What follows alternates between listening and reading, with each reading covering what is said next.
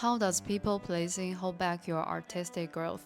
Hi everyone, I'm Daisy. Welcome to my channel. In my previous videos, I talked a lot about the connection between drawing, psychology, and neuroscience.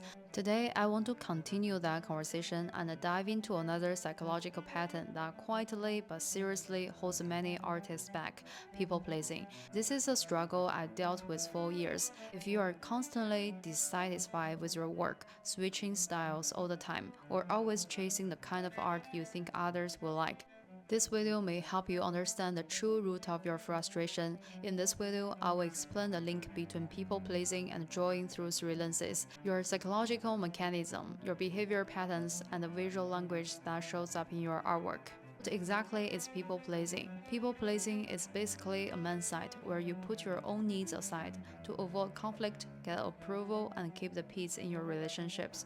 It usually comes from growing up with emotionally unstable parents, a strict or repressive home, or parents who only give love and approval if you met certain conditions. Typical signs include ignoring your true feelings, struggling to say no, being extremely sensitive to other people's reactions, fear of conflict and overwhelming harmony, relying on external validation to feel good. One compliment can make you whole day, while a single negative comment can crash you for a week. If you summarize people pleasing in one sentence, it's this: I must meet other people's expectations in order to be accepted. Art that becomes what will others think comes before what do I want to express.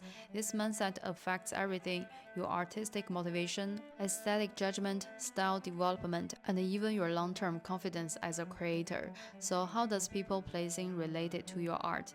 Number one, constantly switching styles and losing your authentic voice. People pleasers tend to deny their own choices. They study a style, mimic it, master it, then abandon it, and move on to another one. Their technical skills grow fast, but their personal style never stabilizes. Number two, choosing safe topics that will get praise. To earn approval, they prefer drawing subjects that feel universally liked: pretty girls, cute pets, landscapes, while avoiding anything subjective, experimental, strange, or potentially misunderstood.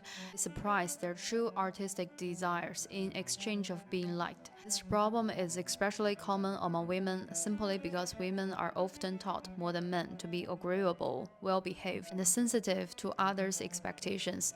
Number three, perfectionism and harsh self-criticism.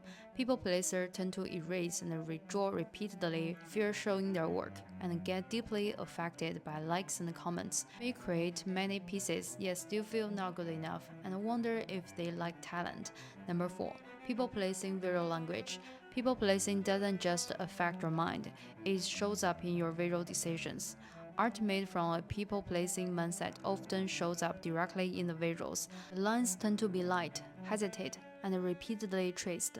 The composition usually placed the subject small, pushed into a corner, avoiding the center, with an overall conservative layout. In terms of color, you will often see soft, low saturation tones and the fear of using heavy colors like black or anything too bright or intense. All these visual traits are essentially reflections of the creator's inner hesitation, uncertainty, and withdrawal. Why people pleasing can be really damaging to our creativity. First, it drains our creativity and our willingness to take risks. When we are constantly worried about how others see us or how they will judge our work, we stop expressing ourselves honestly.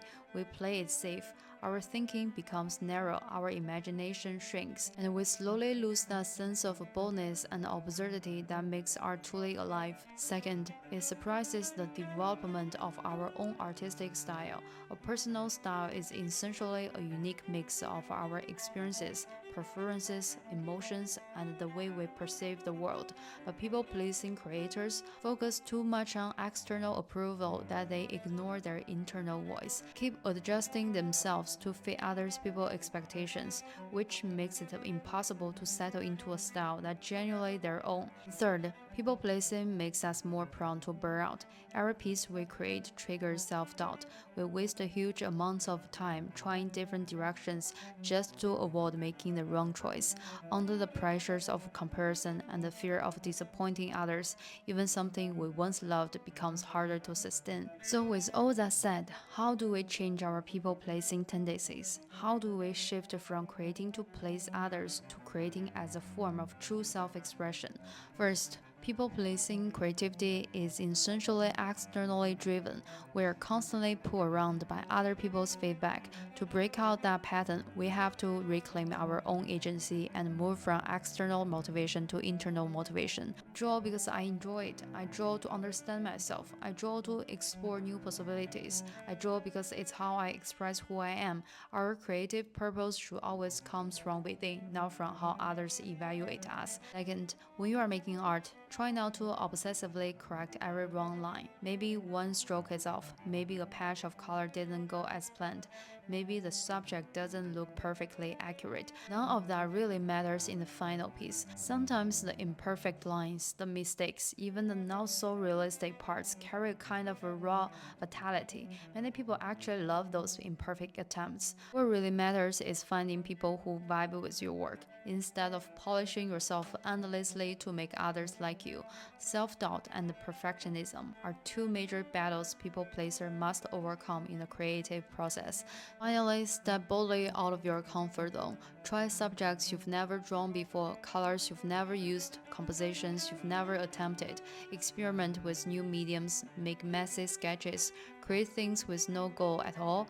These don't need to become finished artworks, and you don't have to show them to anyone. Just quietly observe, what did I learn from these experiments, which attempts give power to my creative voice. Purpose of creating is self-exploration, self-expression, and self-growth, not to submit your work like an exam waiting for others to grade. People pleasing only starts to fade when we understand and accept that it's normal, not a big deal, if others don't like us.